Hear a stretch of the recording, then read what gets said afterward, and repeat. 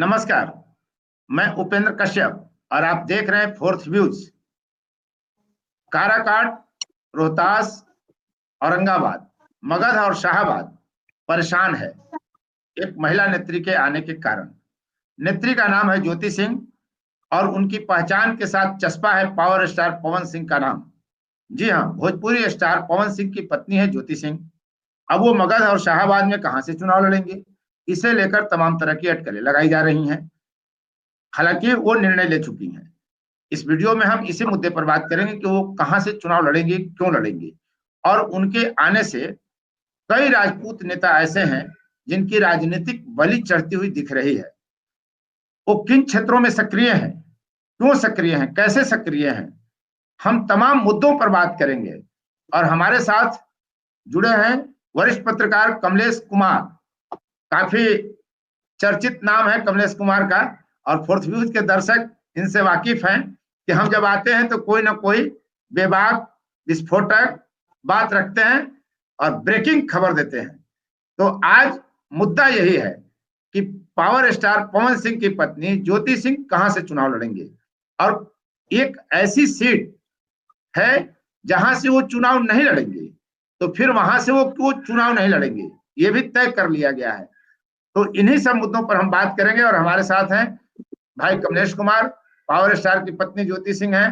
कमलेश भाई, क्या खबर है, ब्रेकिंग खबर, कौन सबसे पहले तो दबाव में आ गए हैं?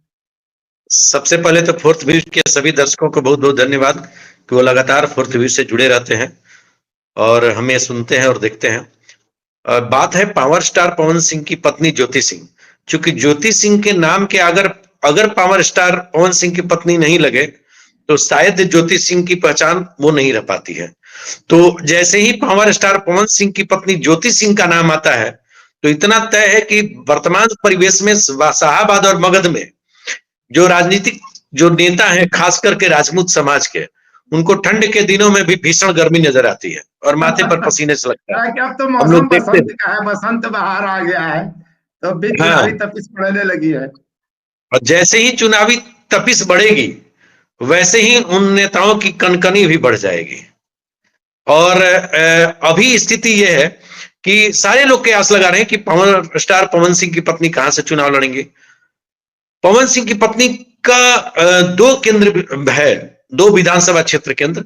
ये फोर्थ व्यूज के दर्शकों को हम बता दे रहे हैं कि ये दो विधानसभा क्षेत्र, शाहाबाद और मगध का दो ऐसा विधानसभा क्षेत्र है जहां से पावर स्टार पवन सिंह इन्हीं दो विधानसभा क्षेत्रों में से कहीं से लड़ेंगी।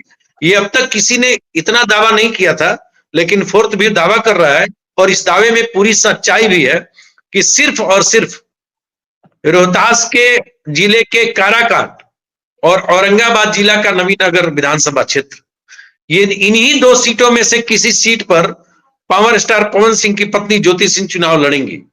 और ऐसे में अब जब फोर्थ व्यू द्वारा यह कहा जा रहा है कि इन्हीं दो जगह से, तो आप समझिए कि अभी जो उन दो क्षेत्रों के जो राजनीतिक नेता जो देख रहे होंगे उनकी बेचैनी काफी बढ़ेगी। और मेरे दावे में पूरी तरह से सच्चाई है और इसको हकीकत में भी बदलते देर नहीं लगेगा। और न्यूज के तो कई दावे, कई ब्रेकिंग खबर राजनीतिक सही साबित हुए हैं, जिसको बाद में बड़े बड़े चैनलों ने उठाया। बिल्कुल, ये तो सबसे प्रमुख न्यूज के दर्शकों को बिल्कुल सबसे प्रमुख जो विधानसभा क्षेत्र है वो है नवीनगर। नवीनगर उनका पहला क्षेत्र रहेगा चुनाव लड़ने के लिए। पहली प्राथमिकता नवीनगर का है। अब दर्शक भी ये जानना चाहेंगे कि नवीनगर ही क्यों, पहली प्राथमिकता क्यों? भाई रोहतास का काराकाट दर्शक, बिल्कुल, चूंकि औरंगाबाद के 3 विधानसभा क्षेत्र ऐसा है जहां इन्होंने कैंपेनिंग किया था, तो फिर आखिरकार नवीनगर क्यों? तो नवीनगर इसलिए क्योंकि लोकसभा चुनाव जो 2024 हुआ, आप देखे होंगे उस 2024 के चुनाव में जो मतगणना हुआ उसमें सबसे अधिक अगर मत किसी को मिला पवन सिंह को, तो वह मिला नवीनगर विधानसभा क्षेत्र से। दूसरी चीज कि नवीनगर विधानसभा क्षेत्र में ज्योति सिंह का दौरा, और दौरा ही नहीं, वहां जिस तरीके से इनका स्वागत होता है, अब यूं कहें कि शाहाबाद और मगध का ये पहली धरती नवीनगर है जहां ज्योति सिंह जाती है, तो एक कार्यक्रम में बिल्कुल जो क्षत्रिय का जो पगड़ी होता है वो पूरी तरह से पगड़ी बांधकर मंच पे आती हैं। ये पूरे शाहाबाद और मगध में कहीं कार्यक्रम में नहीं होता, क्योंकि वो चित्तौड़गढ़ का क्षेत्र कहा जाता है, नवीनगर राजपूत बहुल माना जाता है और वहां सबसे अधिक वोट मिला है। तो उनको यह लगता है कि सबसे अधिक नवीनगर के लोग और नवीनगर से कई वहां पे जनप्रतिनिधियों जो है, पंचायत प्रतिनिधि, वो बार बार दबाव भी बना रहे हैं कि आप यहाँ से चुनाव लड़िए। तो इस बनिस्पत उनकी पहली प्राथमिकता है कि हम नवीनगर से ही चुनाव लड़ेंगे। दूसरा रोहतास जिला का आपका काराकाट क्षेत्र आता है। काराकाट क्षेत्र की बात करें तो काराकाट क्षेत्र में जब पवन सिंह का जब चुनाव हुआ था तो नवीनगर के बाद अगर सबसे अधिक विधानसभा क्षेत्र में जिसमें दौरा हुआ था तो वो वोट मिला था और दौरा भी हुआ था। मतलब पवन सिंह से ज्यादा अगर दौरा किसी ने किया था काराकाट विधानसभा क्षेत्र में तो ज्योति सिंह की थी।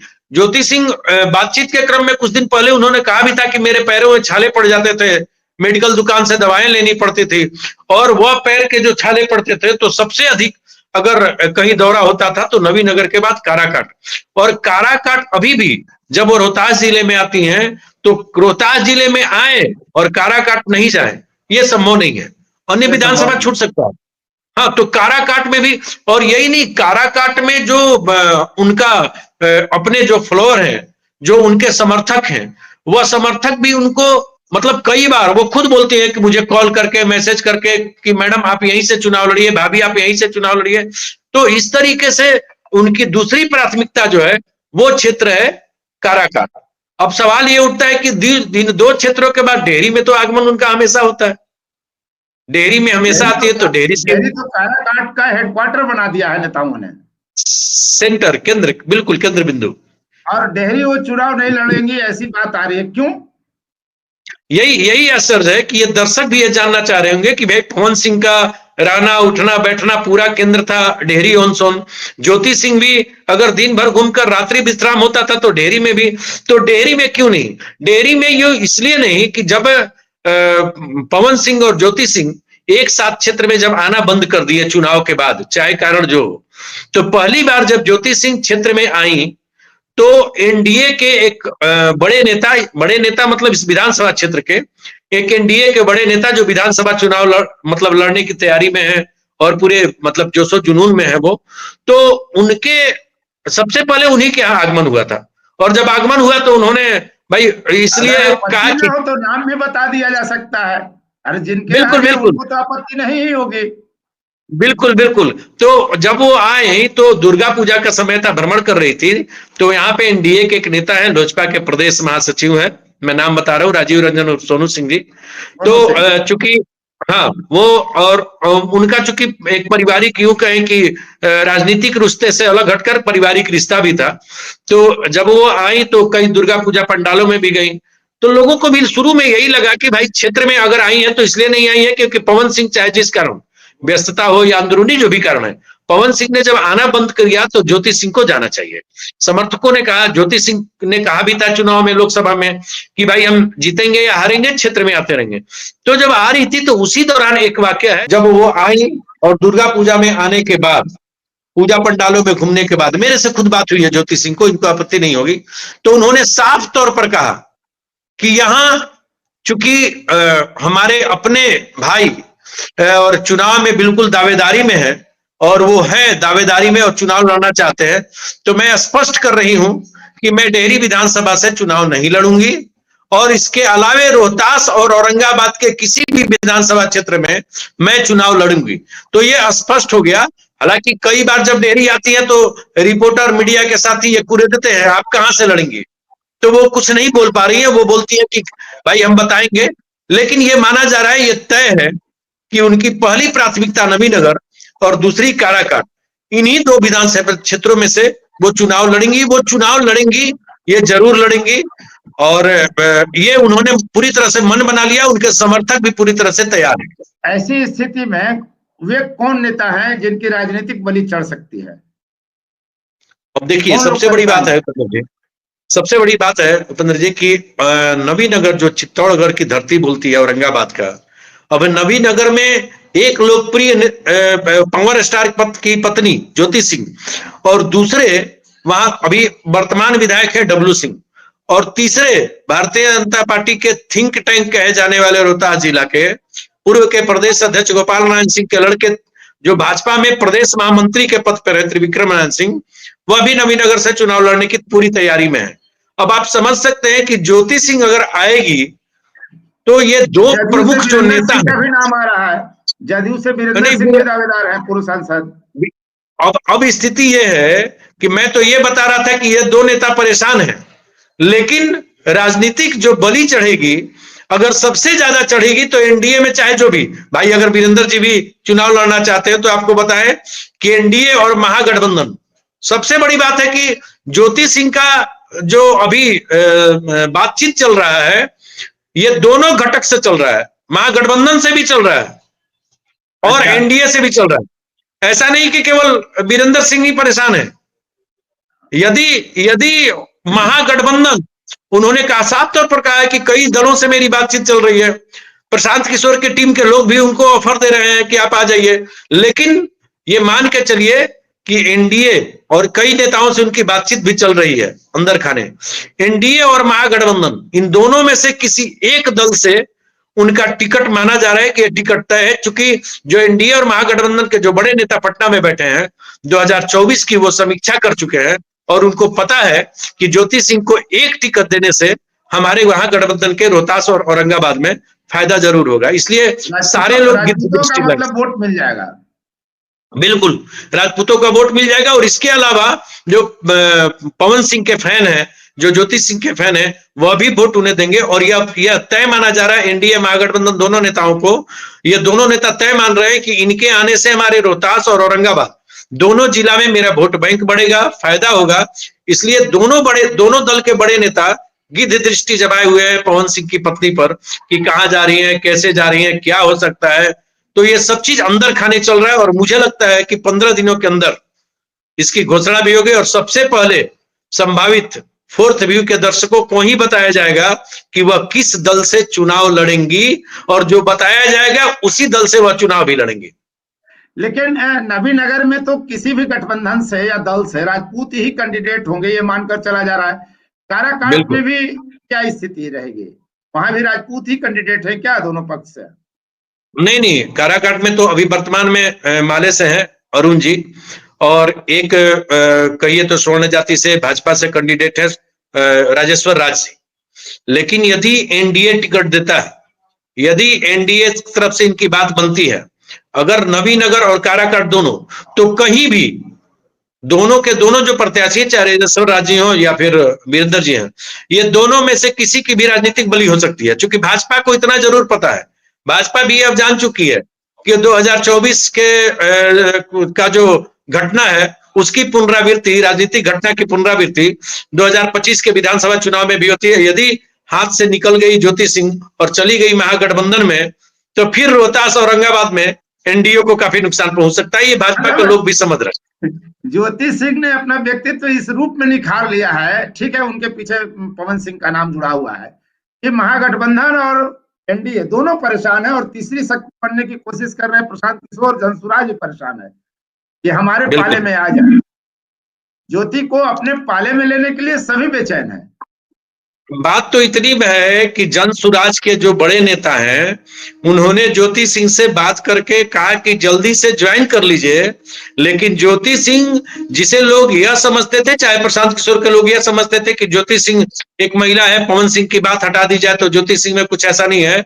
लेकिन ज्योति सिंह ने की राजनीतिक समझ देखिए कि वो क्लियर कर दी है कि पहले दोनों गठबंधन के नेताओं से हमारी बात होने दीजिए, दरवाजा खुला हुआ है। लेकिन वो मान के चल रही हैं सबसे अधिक कि एनडीए से वह चुनाव लड़ सकती हैं। और भारतीय जनता पार्टी या एनडीए को अगर किसी एक नेता को राजनीतिक बलि भी देना पड़ेगा, तो मुझे लगता है कि ये कोई बड़ी उत्सुकता नहीं होगी, क्योंकि भाजपा के बड़े नेता राजेंद्र सिंह की राजनीतिक बलि भी राजनीतिक परिस्थितियों के अनुसार इसी रोहतास जिले के दिनारा में दी जा चुकी है। इसलिए ज्योति सिंह के लिए वो हो सकता है। जातीय गठबंधन के रूप में भी अगर देखें तो ज्योति सिंह बड़ा फैक्टर बनेंगे।